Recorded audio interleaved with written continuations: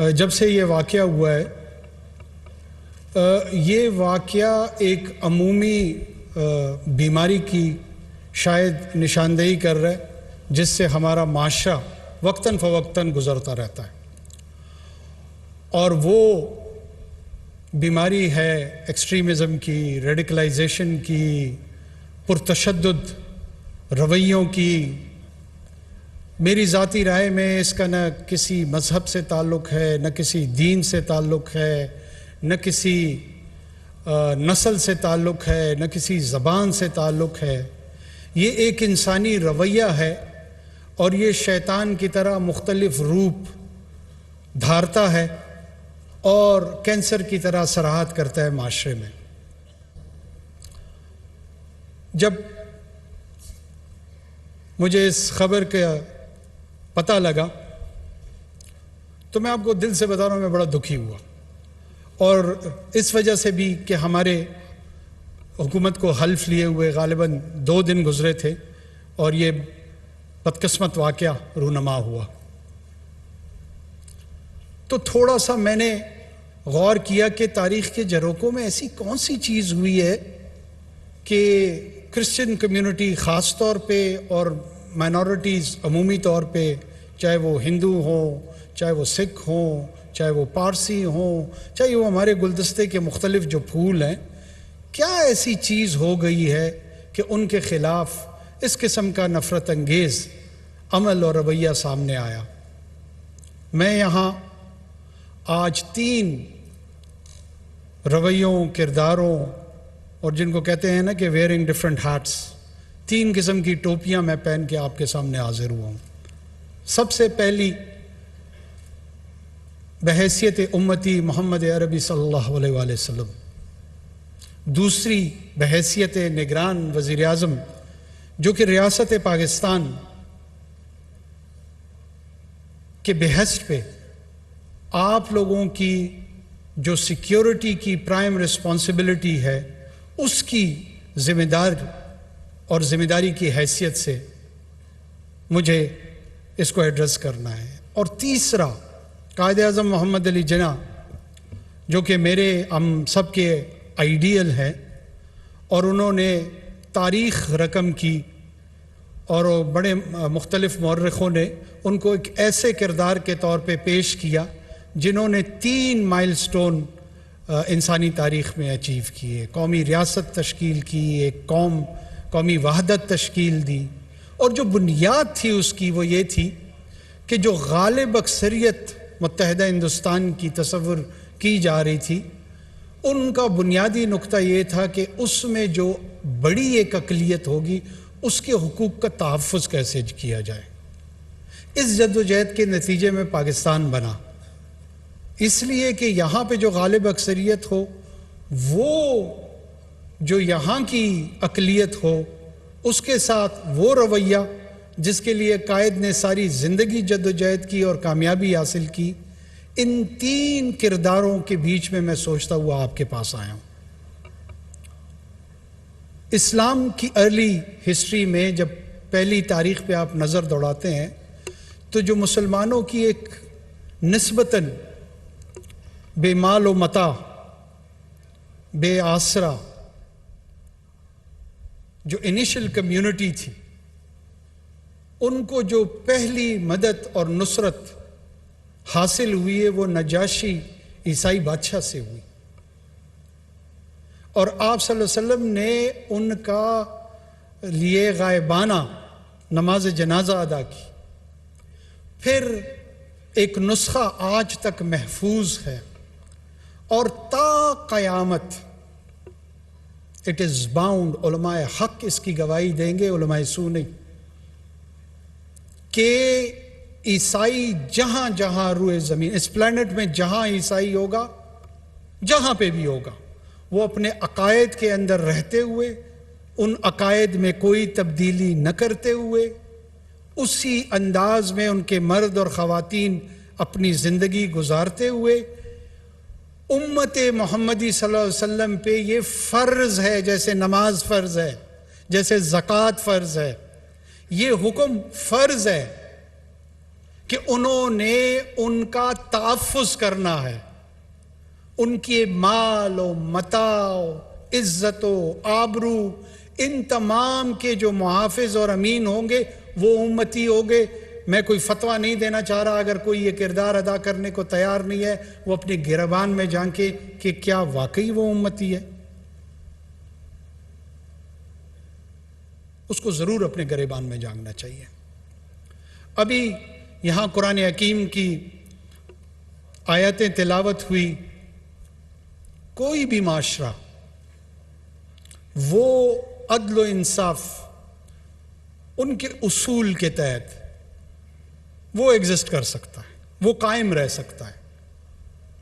اس کا جو قیام ہے وہ مادی وسائل اس کو گارنٹی نہیں کرتی، علمی جد و جہد اس کو گارنٹی نہیں کرتی۔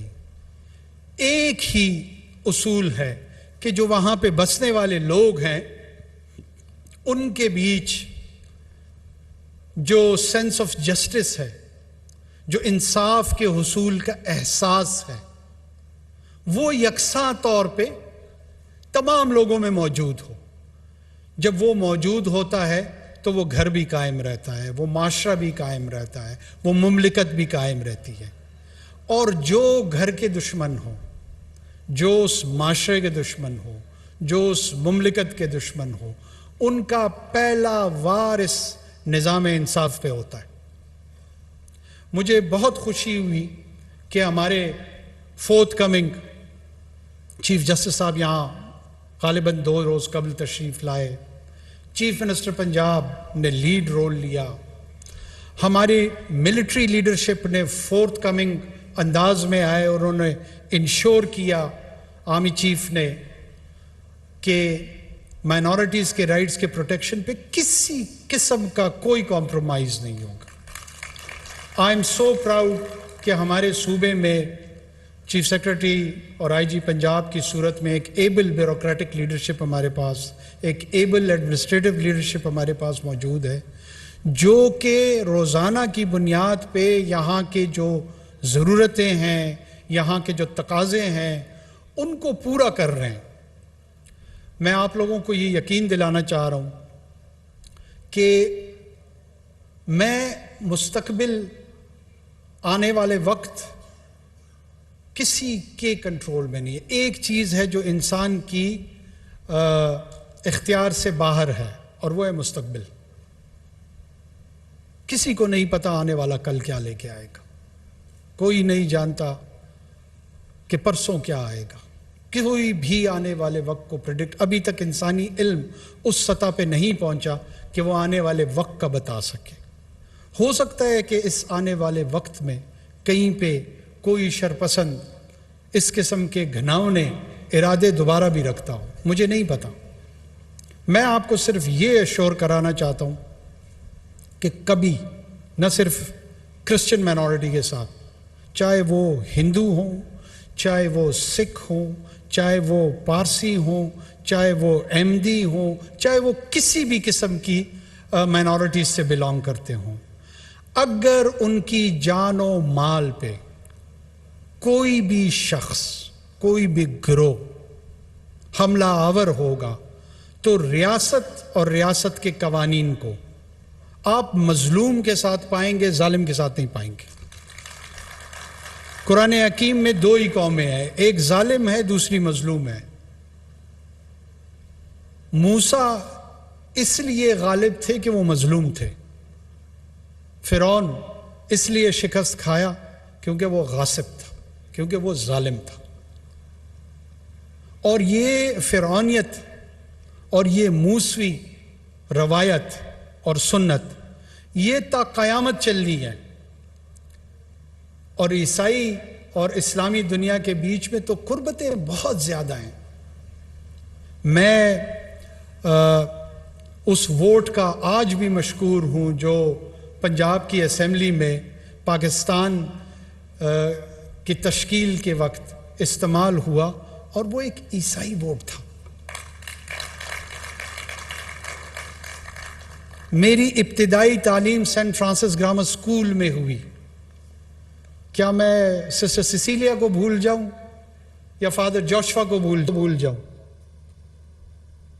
یا ان شفیق اساتذہ کو جنہوں نے ہماری شروعات گرومنگ کی، جنہوں نے ہمیں چلنا سکھایا، جنہوں نے ہمیں بولنا سکھایا، جنہوں نے ہمیں پڑھنا سکھایا.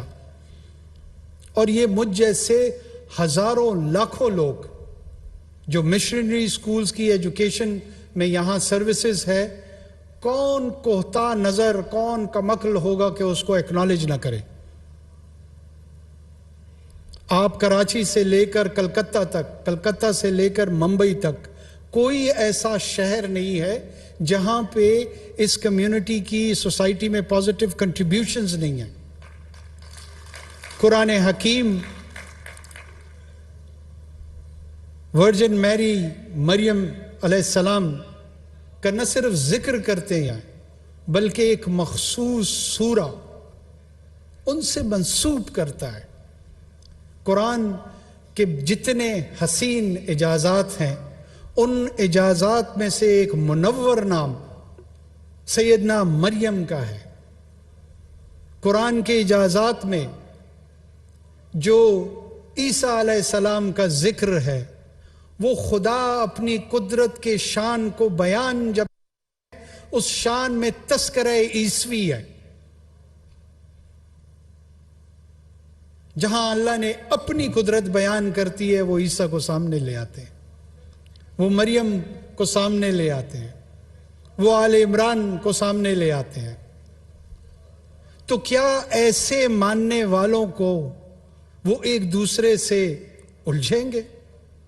وہ ایک دوسرے کی آبرو، عزت اور جانوں کے دشمن ہوں گے؟ نہیں، یہ دشمن کوئی اور ہے. اس دشمن کا ہدف کوئی اور ہے، اس دشمن کے مقاصد کوئی اور ہے، اور وہ سن لے کان کھول کے کہ ہم ان تمام چیزوں کو بخوبی سمجھتے ہیں. اور انشاءاللہ وہ ہمیں تیار پائیں گے کہ ہم اپنے لوگوں کا تحفظ بھی کر سکیں اور ان کو بھی انصاف کے کٹہرے میں لا کے کھڑا کر سکیں. ہم اپنی مائنورٹیز کو پروٹیکٹ کرنے کا جو ہمارا عادہ اور عزم ہے وہ اس لیے نہیں ہے کہ ہمیں کوئی پازیٹیو پریس جو ہے نا وہ نیشنل میڈیا میں ملے یا انٹرنیشنل میڈیا میں ملے. We are doing it out of conviction. We believe in it. Minorities target Europe میں بھی ہو رہی ہیں، مائنورٹیز ٹارگٹ امریکہ میں بھی ہو رہی ہیں، مائنورٹیز ٹارگٹ ہندوستان میں بھی ہو رہی ہیں، اور ہر مملکت کی اپنی ذمہ داری ہے کہ وہ اس سلسلے میں اپنی ذمہ داریاں خود نبھائیں. بحیثیت ریاست پاکستان جو چیز میں سمجھتا ہوں ہمیں امتیاز دلاتی ہے ان تمام مملکتوں سے، وہ یہ ہے کہ ہمارے ویلیو سسٹم میں، ہماری سینس آف ٹالرنس میں، ہمارا چاہے جوڈیشل سسٹم ہے، ہمارا چاہے پارلیمان ہے، ہماری چاہے سول سوسائٹی ہے، ہمارے چاہے اسٹیٹ انسٹیٹیوشنز ہیں، چاہے وہ ڈیفنس سے ریلیٹڈ ہوں یا ادروائز ہوں، ان تمام اداروں میں یکساں طور پہ مائنورٹیز کے حوالے سے کلیئرٹی ہے. آپ محض ہمارے جھنڈے کا سفید رنگ نہیں ہیں، آپ اس سبز رنگ کے ساتھ اس کو جوڑ کے ہماری حصے جمالیات آگے بڑھا رہے ہیں. آپ پاکستان کی شکل کو مکمل کر رہے ہیں. ہم میجورٹی میں ہیں، میجورٹیرینزم پہ یقین نہیں کرتے. ہم میجورٹیرینزم کو ریزسٹ کریں گے. ہم میجورٹیرینزم کے فیشسٹ ایجنڈا کو، چاہے وہ ڈومیسٹک ہو یا ریجن میں ہو یا گلوبل ہو، پاکستان آپ کو ہر اول دستہ نظر آئے گا کہ وہ اس قسم کے فیشسٹ ایجنڈا کو اپنی ویلیو سسٹم کے تحت ریزسٹ کرتا ہوا پائیں گے. آپ اس کو، ہم آپ کے ساتھ مل کے، آپ نے اس سفر میں ہمارا ساتھ دینا ہے. آپ بحیثیت مائنورٹی صرف اپنی جنگ نہیں لڑ رہے ہیں، आप तमाम खित्ते में जो माइनॉरिटीज़ के साथ हो रहा है उसके खिलाफ आवाज़ बुलंद करके एक बहुत बड़ी जंग लड़ रहे हैं। अगर कहीं पर गालिब अक्सरियत किसी भी माइनॉरिटी को, वो ईसाई के नाम पे हो, वो सो कॉल्ड कसाई के नाम पे हो, या वो किसी और नाम पे हो, वो अगर हमला आवर होंगे तो आप हक की आवाज़ बनकर, मजलूम की आवाज़ बनकर उठेगी, और न सिर्फ उठेगी, हम उसका एक पुरअसर अंदाज में मुकाबला भी करेंगे। ये जो इंसानियत के दुश्मन है, ये सिर्फ पाकिस्तान के दुश्मन नहीं है, they are the enemies of humanity. आप कुछ कहना चाह रहे हैं? मैं आप तमाम लोगों का शुक्रिया अदा करते हुए और ये यकीन दिलाते हुए कि हमारा रवैया आपको हमारे अल्फाज से ज़्यादा हमारे आमाल से नज़र आएगा। Our actions would be louder than our speeches. बहुत शुक्रिया, thank you so much. Ji please kindly introduce yourself, अपना बताएं आप। Thank you, Your Excellency. I am Bishop Indrias Ahmed, responsible of this diocese, and very especially where this incident has taken place. Thank you very much for your kind words and your precious gestures which you have shown and encouraged our people. I also want to know how you ensure in future that such incidents will not occur. Thank you. Thank you so much. Let me assure you that first of all, we are not pursuing the enemies of peace, the enemies against our minorities out of compulsion. It is out of conviction. We, as a follower of Quaid-e-Azam Muhammad Ali Jinnah, we as the follower of Muhammad, peace be upon him, it is binding upon us, and according to the law and constitution of this great country of ours, it encourages us, it forces us to respond to such atrocities wherever they occur. We will never condone the persecutors. If anyone goes for persecution of any sort of community, the prosecution would follow them.